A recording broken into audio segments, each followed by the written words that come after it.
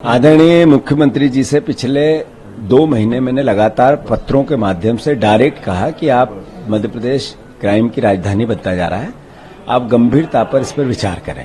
फिर मैंने उनसे आग्रह किया कि यहाँ रोज हम 3C का बोलबाला हो गया है, क्राइम, करप्शन और कर्ज का। मुख्यमंत्री जी आप एक पद के संभाले, गृह मंत्रालय की जवाबदारी किसी और को दें। हमने उनसे सजेशन किया, ओपन भी किया, पत्र के माध्यम से भी किया। चूंकि मध्य प्रदेश अब जंगल राज हो गया है और मुख्यमंत्री जी जिस परिवार से मिले, उस परिवार जिसकी सबसे ज्यादा शिकायत करता उनके को साथ ले जाके मिले। मतलब क्या है, आप किस तरह का प्रदेश बनाना चाहते हैं। अब आप गए तो आपने किया क्या? न आपने सरकारी जो औसत होती है वो मुआवजा या वो सहायता की पीड़ित परिवार की, एक बेटी की हत्या हुई, उसके भाई की हुई, उसके चाचा की हुई और मां एक मात्र गवाह इस पूरे हत्याकांड में बची, उसकी सुरक्षा की परेशानी है।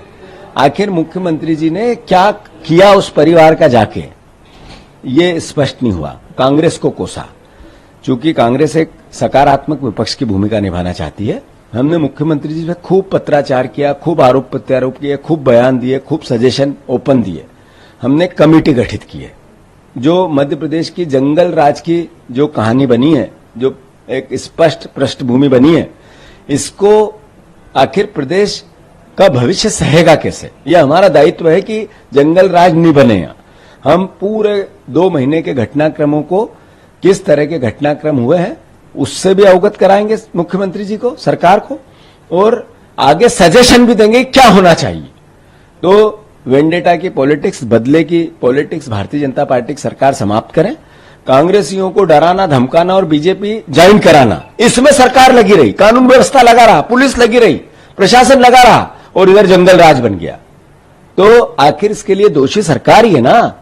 तो मुख्यमंत्री से आग्रह है कि आप ये बदले की भावना की व्यक्तिगत पॉलिटिक्स बंद करो। प्रदेश की कानून व्यवस्था सुधारने में कांग्रेस पार्टी आपको सजेशन देगी। हम कमेटी गठित कर रहे हैं। नेता प्रतिपक्ष जी के नेतृत्व में सब काम होगा।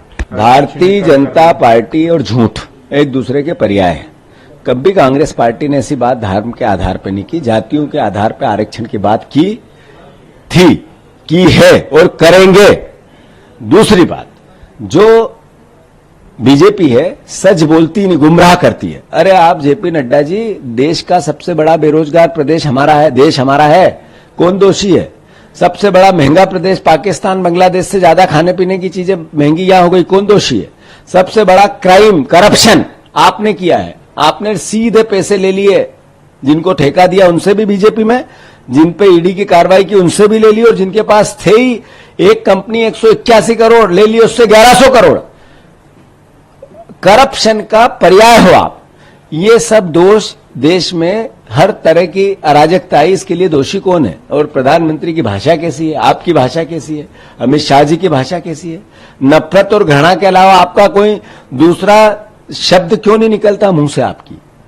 10 साल का हिसाब क्यों नहीं देते? 5 साल आगे क्या करोगे उसकी कोई कुंडली क्यों नहीं बताते?